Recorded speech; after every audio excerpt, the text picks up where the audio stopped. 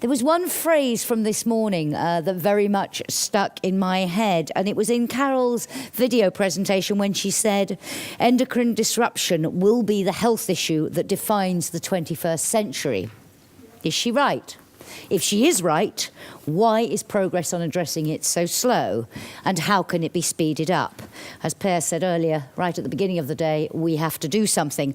So joining me now to discuss that question and how to go back to the title of today's event, we move from ambition to action, are Pat Murphy, you heard from him earlier from the audience.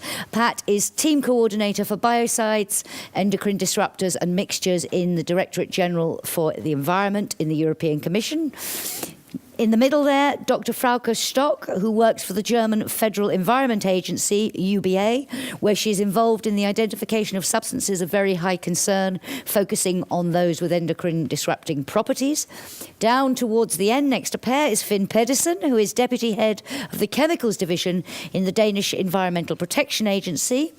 Next to him, nearer the middle, Dr. Erwin Annis, who is Director for REACH Chemicals Policy at CEFIC. I don't need to spell it out for you, but it's the European Chemical Industry Council. Next to Pat here is Dr. Daryl Ditz, who is Director of the Chemicals Programme at the Centre for International Environmental Law, known as CIEI in the US, and a member of ChemSec's Advisory Committee for the SIN list, and Per Rosander, who you heard from right at the beginning of the day, our host today, the Acting Director of ChemSec. Concerning the scale of the problem and the nature of the problem from endocrine disruptors, I think, until proven otherwise, I think the description given this morning about this being the challenge for the 21st century is probably right. Also, I would suggest that the way that we regulate chemicals at the moment, the machinery does not necessarily lend itself easily to dealing with the challenges of endocrine disruptors. First of all, we're used to dealing with one substance at a time. Secondly, we've developed regulatory and data silos where we look at pharmaceuticals, we look at veterinary products, we look at industrial chemicals, we look at biocides, and then you look at the Danish study, which came out 2 years ago, which looked at the cumulative exposure of 2-year-olds or 3-year-olds to a whole variety of endocrine disruptors in the food, in the pharmaceuticals, in the toys that they were playing with. If you bring that problem back to a regulatory framework, which is neatly divided into little packages of 20 different ways of looking at chemicals, you already have a problem about how to put that together.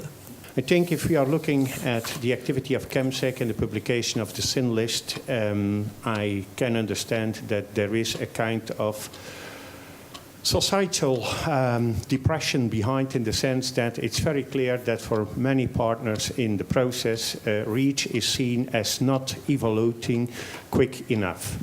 There was an enormous hope that authorization, which is, by the way, the part of the REACH legislation, which was obviously less appreciated by the chemical industry, because it was getting us away from the classical risk approach.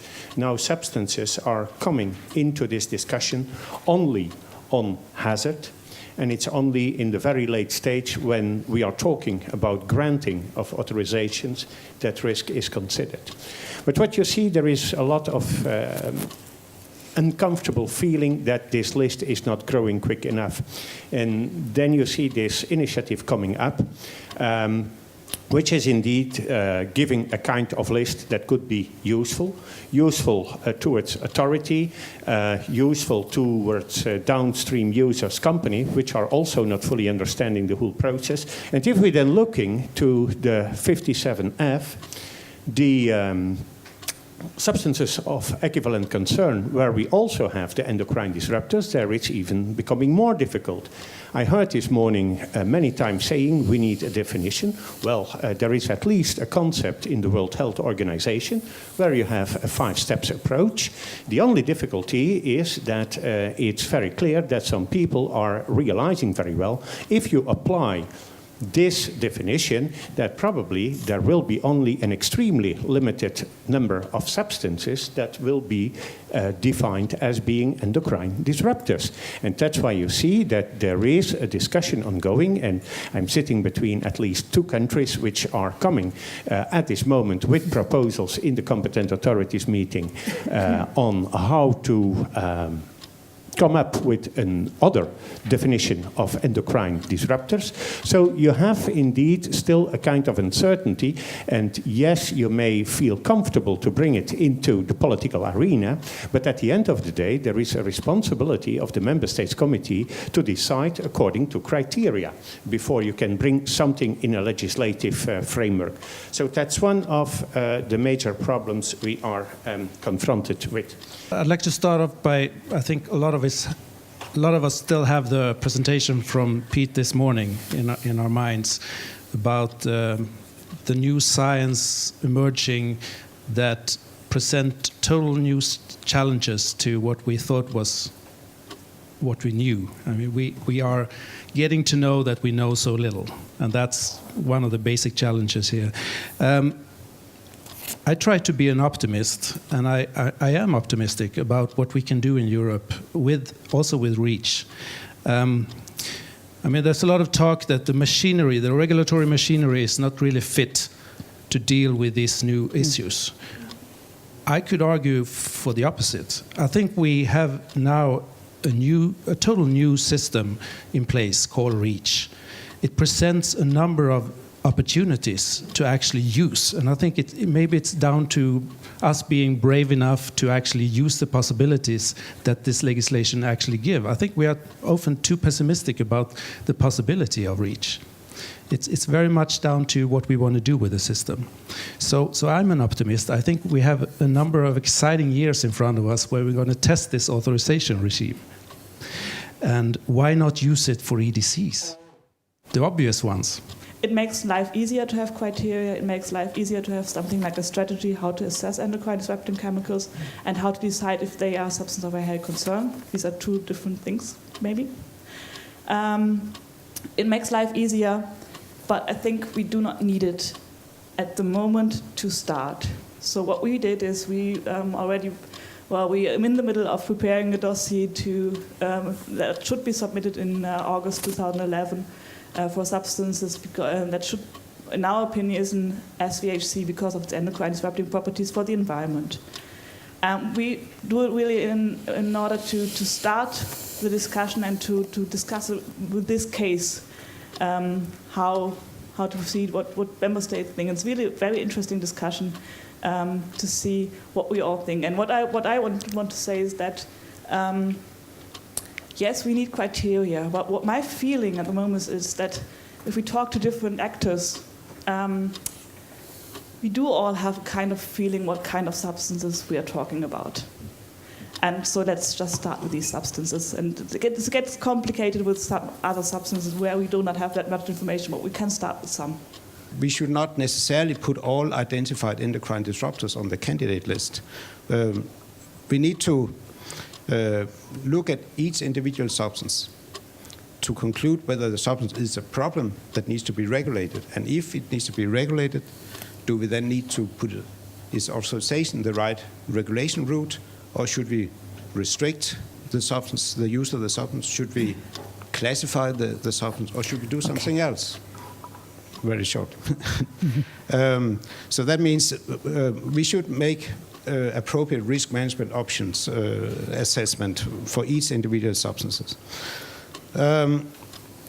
Looking at then endocrine disruptors, you mentioned already that Denmark, we have proposed restrictions for 4 phthalates in articles to be used for indoor use. We didn't put them on the candidate list. Actually, they are already on the candidate list, so we couldn't do it. But we thought that, okay, for these uses, it's better to propose restrictions. We have done the same for 2 parabens, which are now proposed or in the SIN list 2.0. We have already restricted the use of these 2 parabens in cosmetics for children due to their endocrine disrupting properties. So we see that the candidate list is and the authorization route is a valuable tool, but it's not always the most appropriate way to do it. It could also be restrictions, or maybe we don't need to do anything if industry is already behaving responsibly, or maybe the substance is not used so much. And on this question of the Commission could do more, don't pass the buck. You could put things on the candidate list. You don't have to wait for dossiers from member states. True, not true? I agree. So, begs the question, why aren't you? I'm not trying to give you a hard time. I'm just interested. Just as an anecdote, I've attended several meetings with my commissioner, with MEPs and also with NGOs, who have said to my commissioner, we want more substances, more endocrine disruptors on the candidate list. And my commissioner has turned to his interlocutors and said, okay, you give me you put forward a chemical. Total silence in most cases. And you have seen, I think there are member states that are clearly very committed to this issue.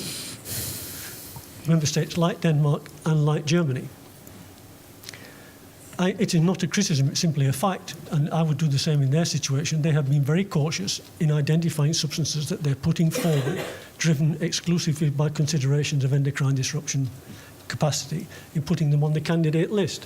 Why? Because of the uncertainty about the science. And why, secondly, because if you put a substance forward and you get it wrong, and the decision taken by all the other member states and the RAC is that this is not an endocrine disruptor, you've blown it for a long, long time into the future. I feel a strong sympathy for companies who find themselves stuck in the middle. Like the I'd say, brave IKEA and Boots who spoke earlier, they're caught between suppliers who are telling them everything is okay, don't worry, you've bought these chemicals for years, they're still okay. On the other side, they have customers asking questions. Or they have a new law requiring new information to be out in the public. Or under Article 33, they're getting consumer requests about, does your article contain a candidate list chemical? Those companies who are in the middle are in great stress, and they're looking for some help. At least the good companies are. And that takes me at the end back to the sin list. And the power of this list is that it gives a kind of a signal, or a kind of a North Star, something you can steer by, both for the policy arena. So member states, yes, you can step forward and take some of these chemicals forward through the candidate list process, but also some immediate, practical, sensible advice for companies who are trying to improve. I would put EDCs as a group, not as a group, because we still don't have the definition, so we still need to go by case approach. But then again, that possibility exists. It's actually explained in the legislation that it has to be by case by case. So let's use that, and that's where I feel confident that this will happen. And that's why we are presenting the sin list. Here are 22 substances. It's top of the mountain of possible problems, but we did what we could in research to define those, and let's start working with it. And if industry take the same, if regulatory agencies start working and looking at them, I think we made a big step forward. I think what's going to happen now that we have the sin list with these 2.0, with these 22 chemicals, anytime we have a conversation now in relation to what are the substances that should be looked at and assessed as a priority with regard to endocrine disruption properties, it's going to be predominantly one of these 22 chemicals. And that's a good thing because it focuses people's minds. But it may also have negative consequences because it may also imply that we don't look at others. So you have to be reasonably certain that the quality of that list, it justifies those 22 substances being given that focus, because we cannot have an infinite list of, well, you know, the whole argument, candidate list cannot be infinitely long, but it will imply that most of the focus in relation to endocrine disruptors in the future will be on those 22 chemical in the context of REAP. Thank you. And I know you want to come in, Per, but first can I ask you, Owen, how do you think the list should, or indeed should not, be used? Well, first of all, we want to see that the substances on this list are indeed fulfilling the criteria, which are corresponding with the definition of endocrine disruptors. So That's something that we're going to check. There may be others. It's very clear from the moment that we see that indeed a chemical substance is fulfilling the requirements of an endocrine disruptor as defined in a European concept, we accept this and we will do everything which is necessary. That's very clear. Until then, we're going to see what's ongoing. It's very clear that by publication of these 22, of which there are, of course, many of them which are, let's say, the suspected favorites, I should call them. I don't think that there are really major surprises into that list.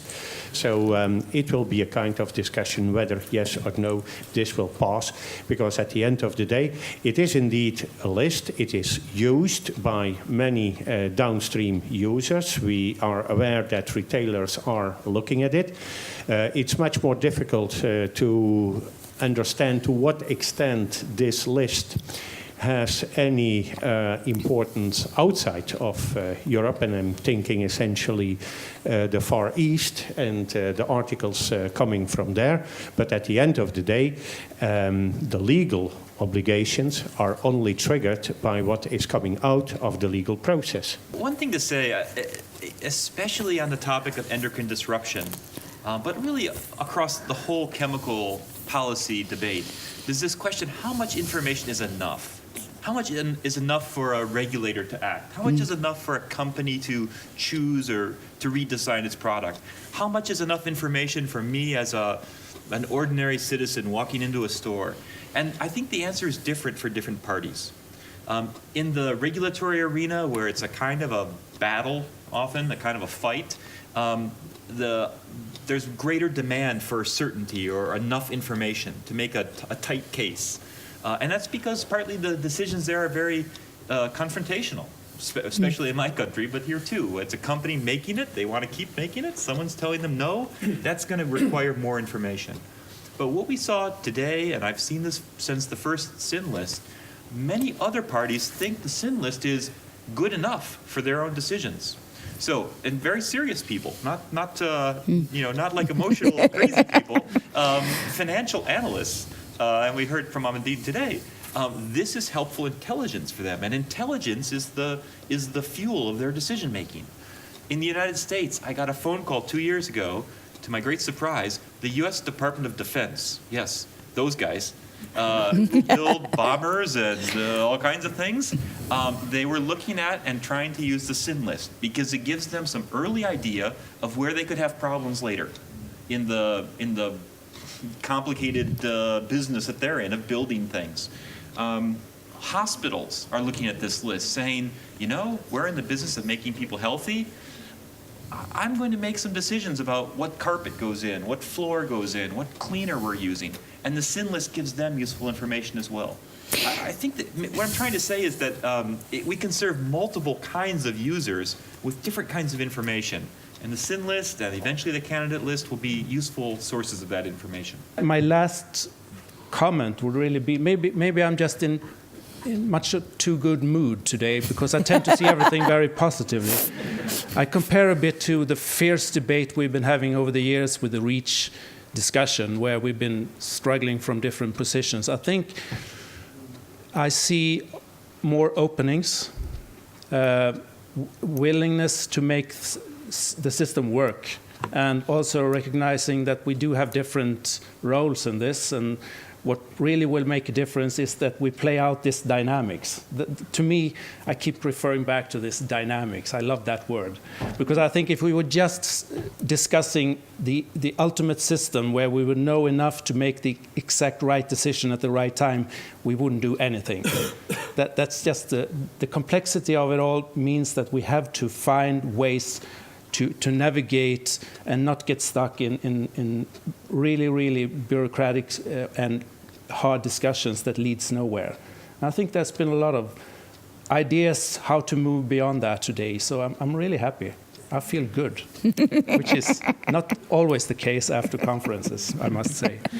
So thank you to all the speakers. Thank you for the audience for being around and giving us very good questions. And hope to see you soon again. And keep track on the SIN list. You can find it on the sinlist.org website. All the new substances are there already, so you can open up your computer when you get home and start to practice how to substitute SIN substances. Okay, thank you very much and have a safe travel home. Bye.